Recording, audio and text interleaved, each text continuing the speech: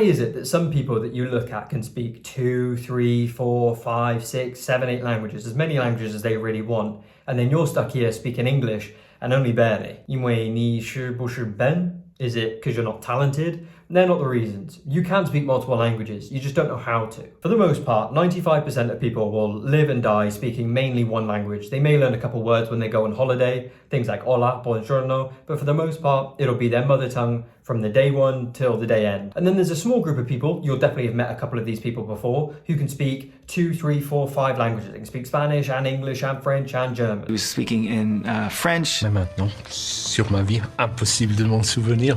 Then he went to English.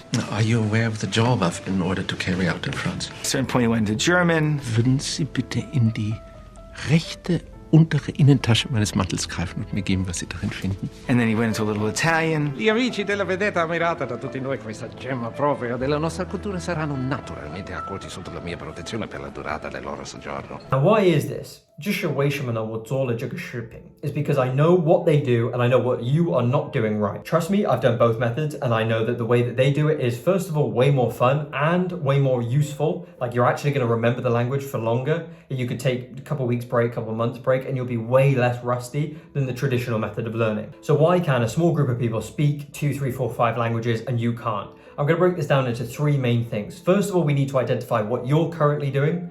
Then we need to identify what they do and what the science says about what they do. And then third, I want it to be a tactical video that you can actually take away and use the things that I'm telling you in this video in your own life. So the third part will be about how you install what they do into your life. So how do you currently learn a language? Well, so far in your life, you've probably learned languages in 2 main ways. First of all, you would have learned your native language as a baby. And then second of all, you probably would have gone to school and you would have picked up either for a language class, you would have had Spanish or French or German or some variation of that. If I put a gun to your head and was like, you have to start learning French today, how would you do that? If you think about genuinely, how would you do that? You would probably download Duolingo, you might buy a textbook on French, you know, like French GCSE or French for Dummies, something like that. You would learn your grammar through the textbook and you would get vocab through Duolingo, and maybe some flashcards. Most of these methods you picked up during school. This is kind of how you were taught. You were given a textbook for Spanish or whatever it was. You read through the textbook, you'd go through the activities in class, and then you would read, you know, some of the vocab and stuff, and you get a lot of your learning through that method. You would keep this up for a couple of days, couple of weeks, if you were really disciplined, a couple of months.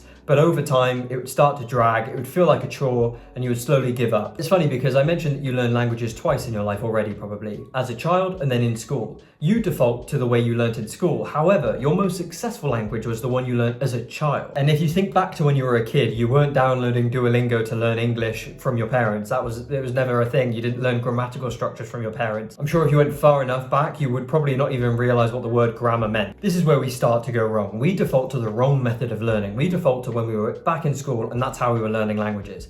And then we go, oh, I can't learn the language. I must not be smart enough. I must not be talented enough. Like other people are more talented with languages than I am. Or I'm just too old now. None of those are true. That's not how languages work. It's not how learning works. Unfortunately, you're just doing it wrong. So what does doing it right look like? What do the 5%, these polyglots, actually do when they learn a language? Now, they do something very different. I brought up learning languages as a kid because it's very similar to how they learn languages, but there are some differences. Now, there are differences, and that's because when you learn a language as a kid, it's not the most effective way of doing it. It took you probably 5 years to be at a conversational level, whereas we're adults now and we have other techniques we can use that I'll show you in this video that will allow you to get to that point much faster than 5 years. They use some of the basic fundamentals that you used as a kid, but they also have more advanced steps that they use on top of that so that they can accelerate this process. The biggest difference between you and them is that you are learning the language, whereas linguists are what they call acquiring the language. This is also what you did as a kid. You did not learn English, you acquired English. This is the reason that if you've ever learned Spanish in a textbook, you feel very clunky when you're saying sentences.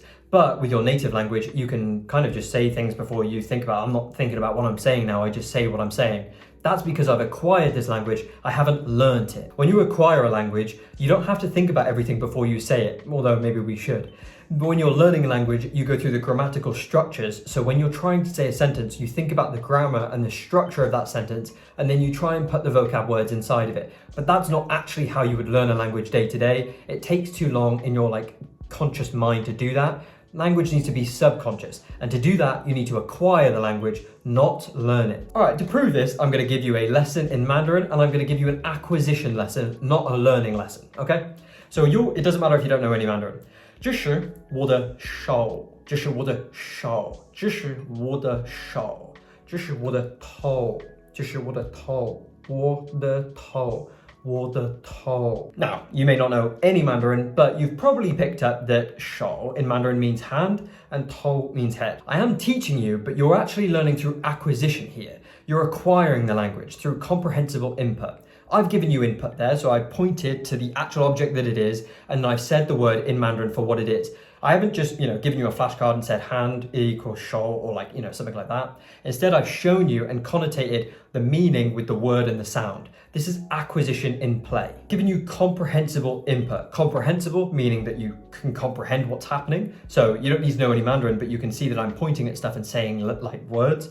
And then input is just a form that we're doing here. So input, you can input a language by listening or by reading. They're the only two ways you can input a language into your brain. This is what polyglots and people who can speak 2, 3, 4, 5, 8 languages are doing. They're getting comprehensible input. They are acquiring the language. Also, by the way, comprehensible level should be about 70%. So you should understand about 70% of what's going on. If you ask the 5% of people who can speak 2, 3, 4, however many languages, how they learnt the language, very, very, very rarely, if ever, it's going to be, oh, I bought a textbook, I worked through all the activities in the textbook, I practiced my grammar and all my vocab, I did my flashcards and all that kind of stuff, and then I was just fluent. That's not how that works. Instead, if you ever actually ask them, they'll say, oh, my dad spoke it, or I grew up in a community where both languages were spoken, or my best friend spoke it and I was over at their house a lot, or I watched American TV growing up and that's how I learned my English. All of these are getting acquisition in that language, either through TV or by,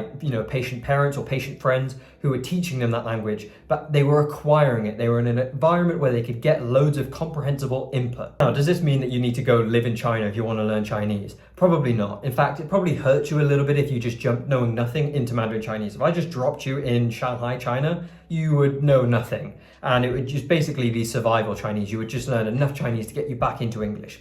The key here is to get comprehensible input. So you're going to start at a level which is comprehensible or semi-comprehensible to you. Another major difference that you'll see between the small few people who can speak 2, 3, 4, 5 languages and those who can't is the consistency element of this. Usually people will get inspired, New Year's, something like that, or they've started dating someone, they want to learn that language. And they'll pick up a textbook and they'll start learning. They'll do a hard sprint for 5 days, 7 days, a week, 2 weeks, however long.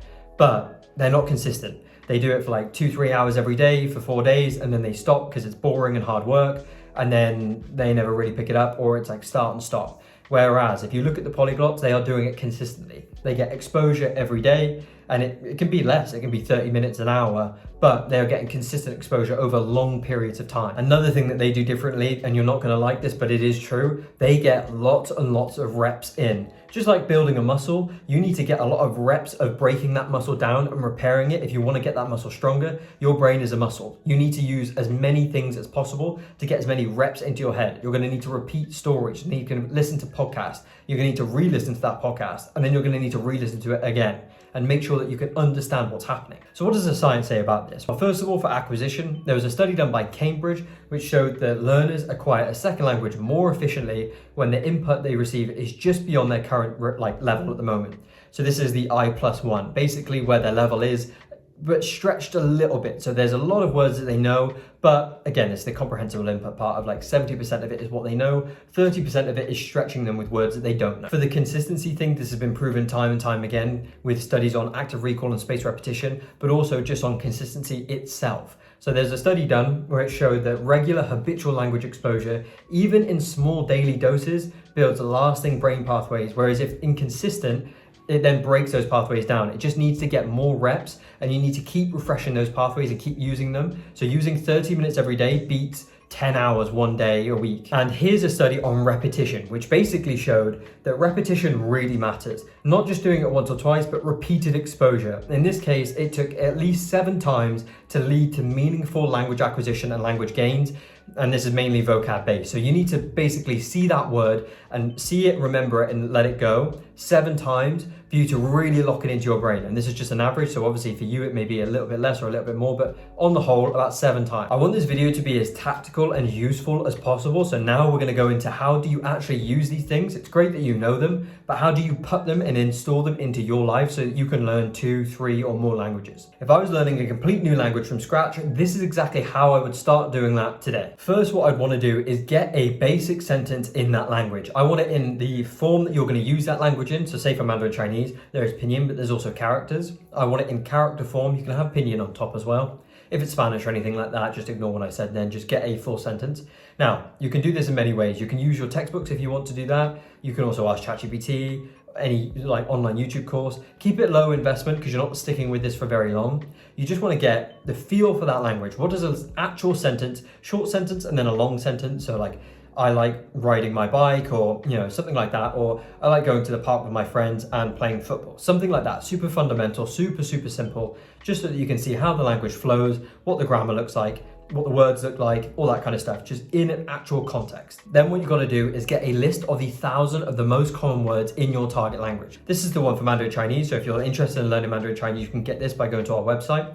But this is a list of the 1,000 most common words, and then those 1,000 most common words in context of a sentence. The reason that we're doing 1,000 of the most common words is because not all words are created even. Some words are spoken way more often. I mean, look at this video. How many times have I said like or and or the in this video compared to discombobulated? Some words are just used way more often, and those are the ones that you need to prioritize and learn, well, really I should say acquire first. These are your most bang for your buck words. And if you have a list like this that I'm showing you now, you have a list of the 1,000 most common words in context of a sentence, so you can see how they work in a sentence, and those sentences will also give you the grammatical structures that you can swap vocab in and out of. Now, you may be thinking, well, you're kind of just describing learning, just a more efficient, effective way of learning. And to be fair, I kind of am. To start with a language, you do need to learn a bit of that language. Otherwise, you have no comprehensible level that you can start at. So we're learning enough of the language to build a fundamental base from which you can stand on that and start watching and listening to stuff. So tactically, how do you do this? First of all, get the 1,000 most common words in your language. If it's Mandarin, you can get that from our website. If it's another language, just try and find it somehow. Either Google it, ask ChatGPT to give you some. Then use Anki or Quizlet. These are flashcard apps. They have spaced repetition and active recall built into them. If you don't know what they are, just Google what spaced repetition is and what active recall is. They have studies on how they are proven to be the most effective way to get vocab into your long-term memory. What we're going to do is we're going to start reading these sentences. They'll be short sentences. I'll put some examples in Mandarin so you can kind of see what they look like.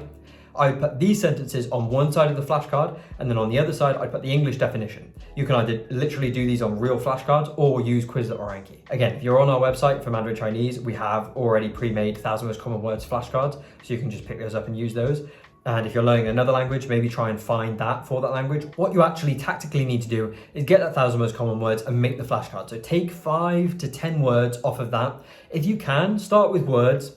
And then as soon as you feel semi-comfortable, start moving over to small sentences. The reason for this is because obviously when you read a flashcard and you read the one word on the flashcard, it takes you, I don't know, maybe 5 seconds.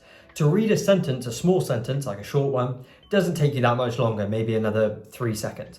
But you're getting much more exposure because there's more words on that one side of the flashcard. So again, it's just being more efficient. First of all, we're using the most common words, and we're using sentences instead of words. Again, if you're just starting out, stick to words because it can kind of confuse you a little bit. But as soon as you can, maybe you've been doing this a week, 2 weeks, flip over to sentences. After a week or two of doing this, you'll start getting a slight flow for the language. You'll have acquired some words. You would have seen quite a few of the common words come up. And say for Mandarin, it'd be words like wo, ta, shi, stuff like that. Things that you're going to see basically in every sentence.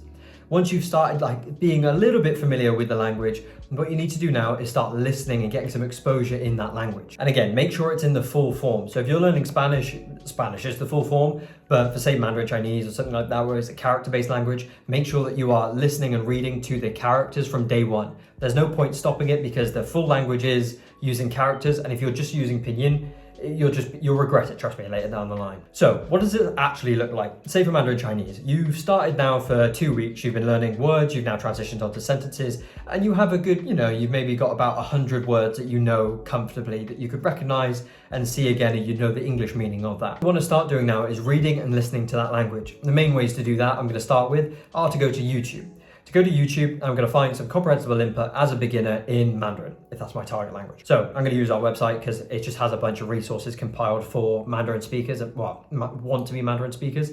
So you can go on there, you can select if you're watching YouTube, podcast, TV, whatever.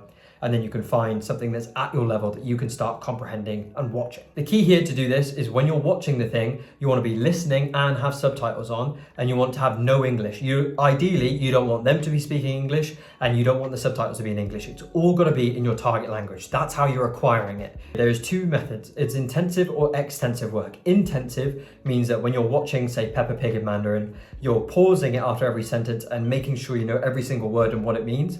And then there's extensive, whereas you're just playing it and you're just letting it come over. You're just hearing everything. If you don't know it, you just keep moving on, and you just it's extensive work. When you start out, your intensive work is going to be quite hard. This is going to be like, if you were doing a workout, this is going to be like a really hard sprint where you're working really, really hard, making sure you know every single word. And then the long distance running where you're at a really chill pace, that's the extensive work. When you're starting out, you want to do a mix of both. Ideally, you do as much intensive work as you can and then back off and do the same amount of extensive. It's going to be quite intensive.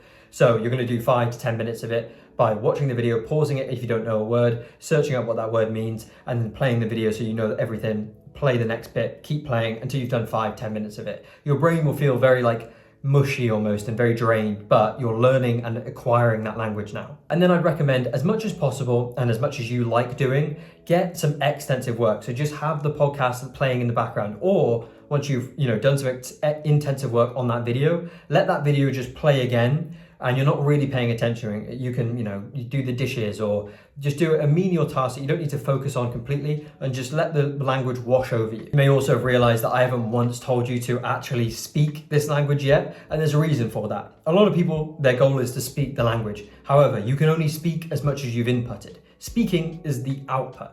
Speaking and writing are the two ways you output a language. Reading and listening are the two ways you input the language. If you want to be a better speaker in terms of you want to be able to say sentences with more fluidity, you want to be able to just kind of speak and not have to think about it as much, that is all going to come from your listening and reading work. If you want to get better at pronunciation, that's when you need to practice speaking. So for the first couple of weeks, don't worry about speaking. You don't need to say anything. Just get acquisition, get the input of that language. This is the same as a child. You get thousands of hours of acquisition of that language, of input of that language, before you ever say one singular word back. If you want to learn Mandarin Chinese, then you can check out our website. If you don't want to learn Mandarin Chinese, I still do recommend you have a look at what the website looks like, because that is what you need to find for your target language in Spanish or French or whatever. You need to have resources like the 1,000 most common words, 100 most common radicals, if that's a thing for your language. Also resources like YouTube recommendations, TV shows, also courses, stuff like that. Try and find what that website is, but for your target language. The last part about this is actually installing this in a consistent manner. The really, really easy thing to do with this is to cut it down so that it's 30 minutes to an hour every single day, but commit to it being every single day, including the weekend. Ideally, it's the same time every day. So when you first wake up, you get a coffee or whatever, and then you spend the first hour on this. You may have to wake up earlier, or if it's in your commute, you then listen to it for 30 minutes, an hour for your commute there, 30 minutes, an hour on your commute back. Something like that, where you know you're gonna have that dedicated time to put towards this language. Secondly, make it fun, or as much fun as you physically can. So obviously flashcards and stuff like that when you're first starting out, it isn't the most fun thing in the world, but it is quite rewarding when you start to realize that you're learning the words and you actually understand some of the stuff that you're reading now. I recommend what you do for this is you drop your dopamine levels, because doing things like working out and language learning and stuff like that is hard to start with. So if you're scrolling on TikTok all the time and all that kind of stuff, learning a language is never going to compete with that. That's why we try and get to the point where you can do acquisition, because then you can scroll on, Xiaohongshu, which is the Red Note, which is basically Mandarin's version of TikTok. So if you can do that, you're getting more acquisition for the same time that you'd be spending doom scrolling. We kind of want to do that. We want to try and move some of your bad habits so that if you're watching movies, try watching your movies in, Spanish or whatever your target language is, and try and move most of your time so that more of your time is spent in your target language and not in English. This will just supercharge how quick you can get to fluency. Hopefully you learned quite a lot from this video and you have a tactical strategy of how you can actually implement the things that I taught you into your everyday life. Now, there's a whole bunch more I wanted to cover, but I can't make this video 10 hours long. If you like this video and you found it helpful, just like the video and subscribe if you can, and it will show you more videos like this that can help keep you on the path of learning your target language.